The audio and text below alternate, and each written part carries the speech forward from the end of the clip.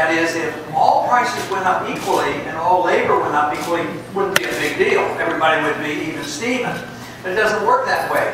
When they create new money, it helps special interests. We've been doing this for years and years, especially since 1971, since there was no linkage of our dollar to gold. So the money went into different areas.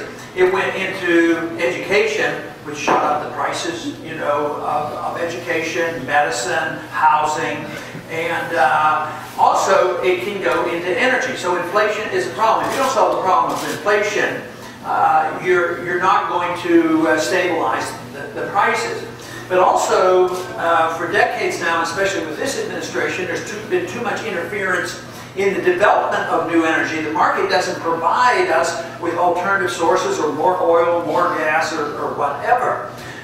So that has been a hindrance to it. But you need the free market, because even with the inflation that we have right now, it's creeping into food and everything else. We have a lot more inflation than the government admits.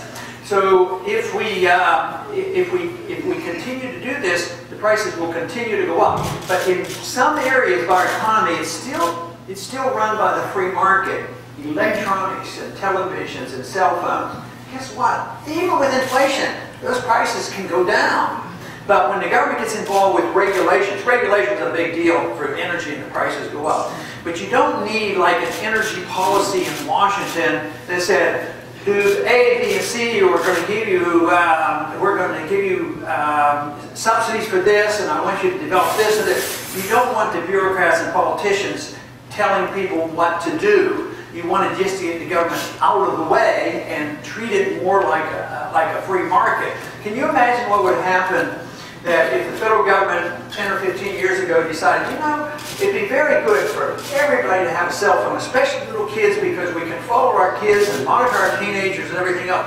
But what we're going to do is make sure everybody gets a cell phone. So we have a government-mandated cellular phone program, and we're going to contract out with one company to develop the cell phone.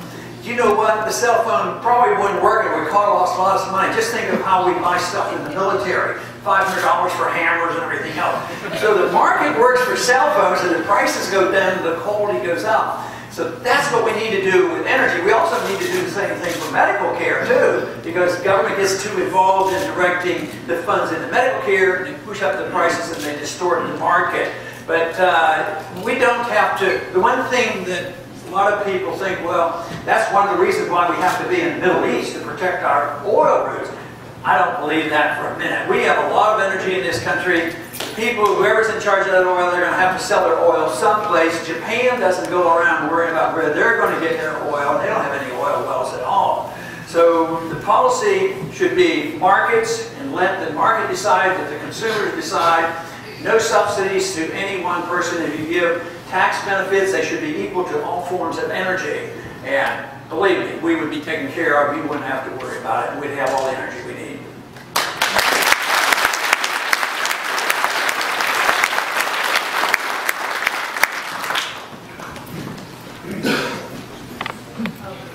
Well, welcome, and thank you for coming to our subject here in New Hampshire. As a doctor specializing in obstetrics and gynecology, I'm sure you know that prenatal care is essential to the health of both mothers and their babies.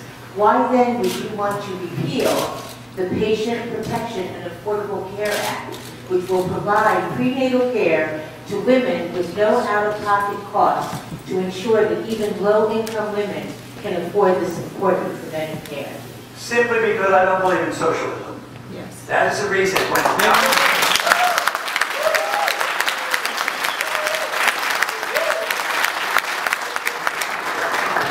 Delivers a service. They push up costs and they cause inefficiency.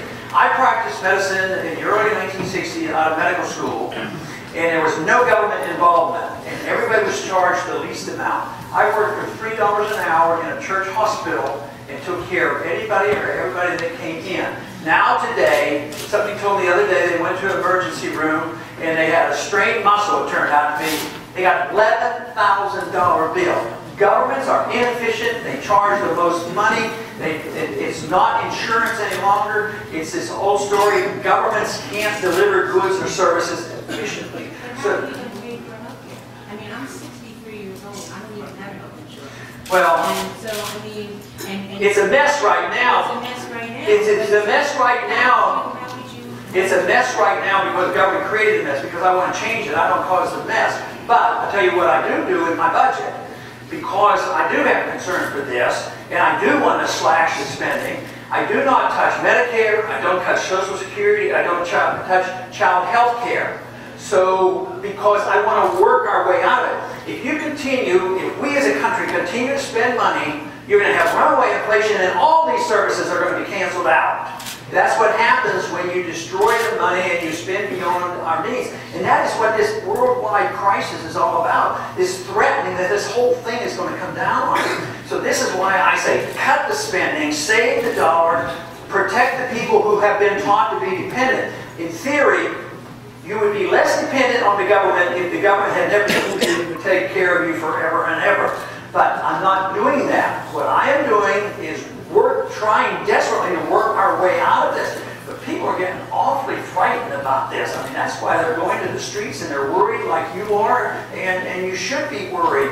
But the solution isn't... It's not government, it's the insurance companies. Well, this is the whole thing. She mentions the insurance company. This is what happens with government.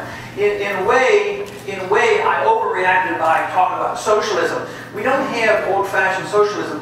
We have something closer to fascism, because what happens is when government gets involved, the American people don't like the word socialism. That means the government controls everything possible and they dictate everything.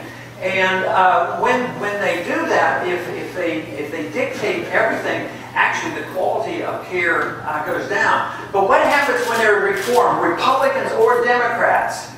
Guess who gets in charge of it? The corporations, the drug companies, the insurance companies. Those are the ones. Even Obama, you thought, was going to give us a better deal and make it, maybe more government and less corporate medicine. But it is corporate medicine. Organized medicine does it. And what do they do on the restrictions?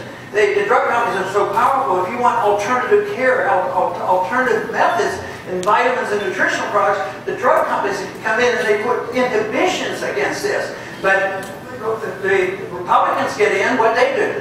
They gave us prescription drug programs. Again, a benefit to drug companies. So, no, I don't want any benefits. I want benefits to the consumer, and the consumer is best protected by the marketplace, and real insurance is what we need. But I understand your problem, a lot of people concerned, and that is why I wrote the budget as I did. But if we don't do what I suggest, believe me, medical care is going to be very, very scarce, and it will be rationing, and you won't be happy with what you get.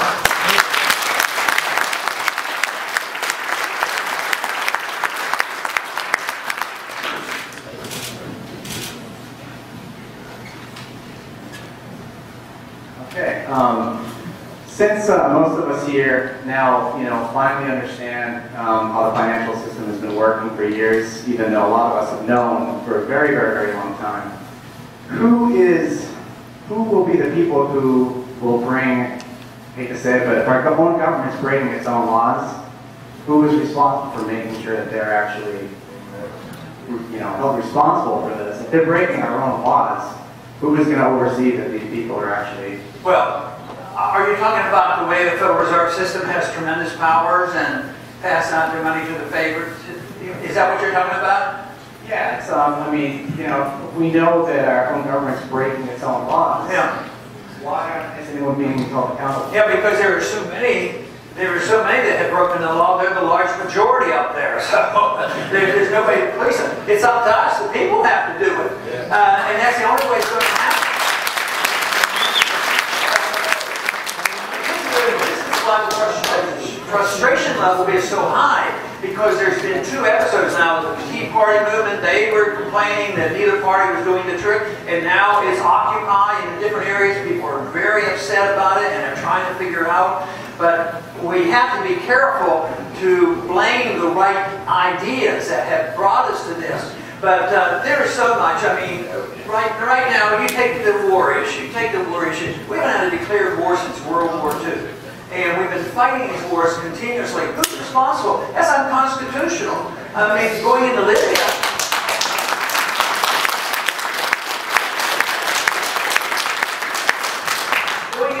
the president never even notified us. He just said, I'm going in.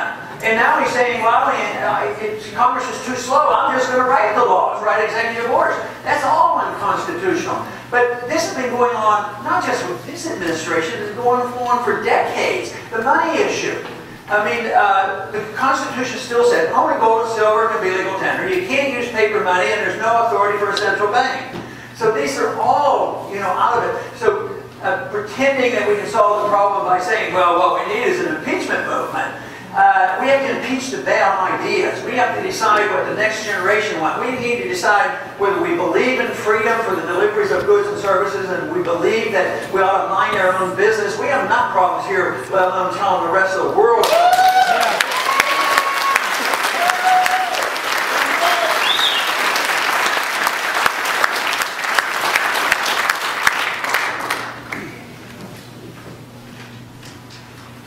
You say that you're going to cut the loan program for like college tuition, but what do you plan on doing for already existing debt and absolutely outrageous tuition prices? What are we going to do to get the students to pay off their debt? Yes. Okay.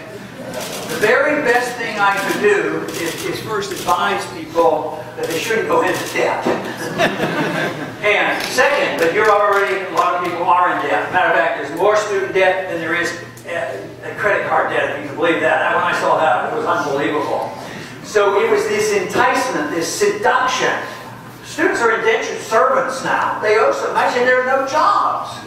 So the best thing that I could do as a president to resolve this is to devise a system and return to some sanity so that you can have a job, so you can pay down the debt. That would be the most important. But,